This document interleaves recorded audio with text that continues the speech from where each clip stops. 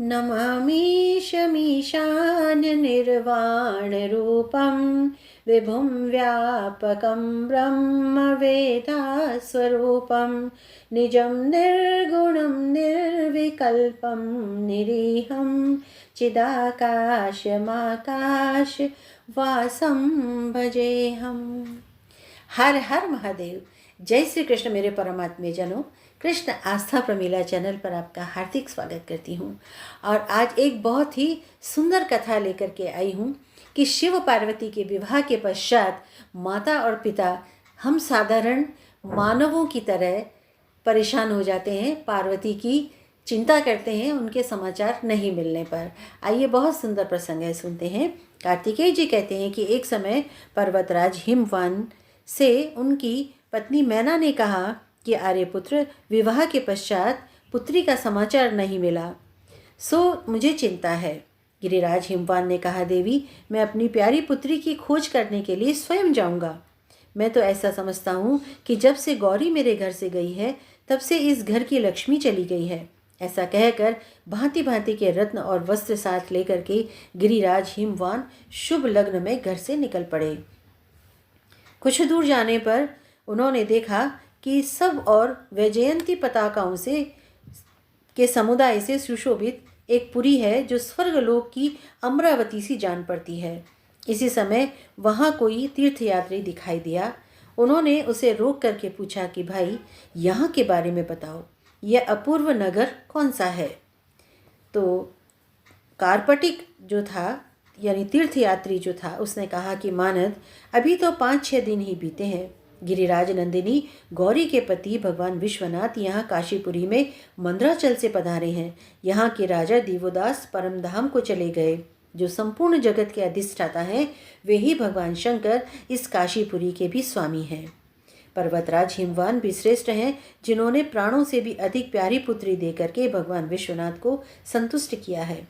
वेदों के द्वारा जानने योग्य परमेश्वर शिवजी की चेष्टाओं को कौन नहीं जानता। इस समय भगवान शिव गिरिराज कुमारी पार्वती के साथ काशी के ज्येष्ठेश्वर नामक स्थान में ठहरे हुए हैं। भगवान विश्वनाथ के लिए विश्वकर्मा द्वारा जिस विशाल प्रासाद का निर्माण किया जा रहा है वह अपूर्व है। वैसा तो मैंने कभी कानों से नहीं सुना और आँखों से नहीं देखा।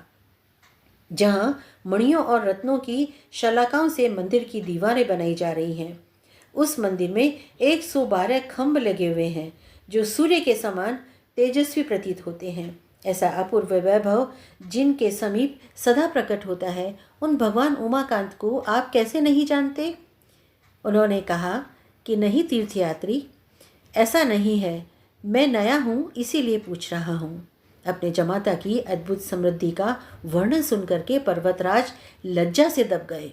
उन्होंने उस तीर्थयात्री को पारितोषिक दे करके विदा किया और स्वयं इस प्रकार चिंतन करने लगे कि इस जगत में जितनी भी वैभव राशि सुनी जाती है वह सब मेरे जमाता के भवन में विद्यमान है। मैं कन्या और जमाता के संतोष के लिए भेंट देने को जो कुछ भी लाया हूँ वह सब तो उनके अगाध वैभव को देखते हुए मुझे बहुत तुच्छ प्रतीत होता है। यह संपूर्ण जगत ही जिनका पसारा है, जिन्हें उनसे पहले रह करके कोई भी नहीं जान सका, वे वेद वेज्ञ सर्वेश्वर भगवान परमेश्वर ही हैं। जिन्हें मैंने सदा अनभिज्ञ भोला समझा था, वे ही सर्वज्ञ हैं। सबसे समस्त जिनके नाम हैं, वे सर्वदेश व्यापी और सबको सब प्रकार की सिद्धि देने वाले परमात्मा वे ही हैं, जिनका कोई एक देश ज्ञात नहीं होता, जिनको पहले मेरे जैसा पाषाण बुद्धि का पुरुष आचारहीन के समान देखता था, वे ही साक्षात ईश्वर हैं। जिनसे श्रुतियाँ और स्मृतियाँ भी आचार का ज्ञान प्राप्त करती हैं। अब तक मैं जिन्हें नाम मात्र से ईश्वर जानता था, वे साक्षात ईश्वर हैं। ये दूसरों के भी ऐश्वर्य की प्राप्ति कराने वाले हैं। गुणातीत होकर भी समस्त गुणों के आधार हैं। कार्य और कारण सब इन्हीं के स्वरूप हैं। यद्यपि यहाँ ये नवीन से प्रतीत होते हैं, तथापि परम प्राचीन और परात्पर है। मैं केवल पर्वतों का स्वामी हूँ और मेरे जमाता उमाकांत संपूर्ण विश्व के स्वामी है। मेरी संपत्ति परिमित है, परंतु इनके दिव्य वैभव का कोई माप नहीं। अतः मेरी लाई हुई यह उपहार की सामग्री बहुत थोड़ी है। इससे इस समय में उनके दर्शन नहीं कर पाऊंगा। मन ही मन ऐसा निश्चय करके गिरिराज हिमवान ने सायंकाल समस्त पर्वतीय अनुचरों को बुला करके आज्ञा दी कि सेवकों, तुम शीघ्र ही सूर्योदय से पहले यहाँ एक शिवालय का निर्माण करो। हिमवान की आज्ञा पा करके अनुगामी सेवकों ने रात बीतने के पहले ही सुंदर शिवालय बना करके तैयार कर दिया। फिर गिरिराज हिमवान ने उसमें शैलेश्वर नामक शिवलिंग की प्रतिष्ठा की, जो चंद्रकांत मणि का बना हुआ था, जिसकी जगमगाते हुई प्रभा से सारा मंडप उज्जवल आलोकमय हो रहा था। तदंतर प्रातःकाल होते ही गिरिराज ने पंचनंद कुंड में स्नान किया और कालराज भैरव को नमस्कार करके पूजन करके वहीं अपनी लाई हुई रत्न राशि छोड़कर अपने पर्वतीय सेवकों के साथ तुरंत लौट गए। उसके बाद प्रातःकाल हुंडन मुंडन नाम वाले 2 शिवगणों ने वर्णा के सुंदर तट पर बने हुए उस सुंदर देवालय को देखा। उसे देखकर वे बड़े प्रसन्न हुए और शिवजी के समीप गए। उन्हें साष्टांग प्रणाम करके कहा, देवादिदेव, हम नहीं जानते कि किस सुदृढ़ भक्त ने वर्णा के तट पर परम मनोहर मंदिर का निर्माण कराया है। कल शाम तक तो हमने वहाँ कोई मंदिर नहीं देखा, आज ही प्रातःकाल वह देखा गया है। अपने गणों का कथन सुन करके भगवान शिव ने पार्वती जी से कहा, गिरिराज कुमारी, यह मंदिर देखने के लिए हम और तुम दोनों चलें।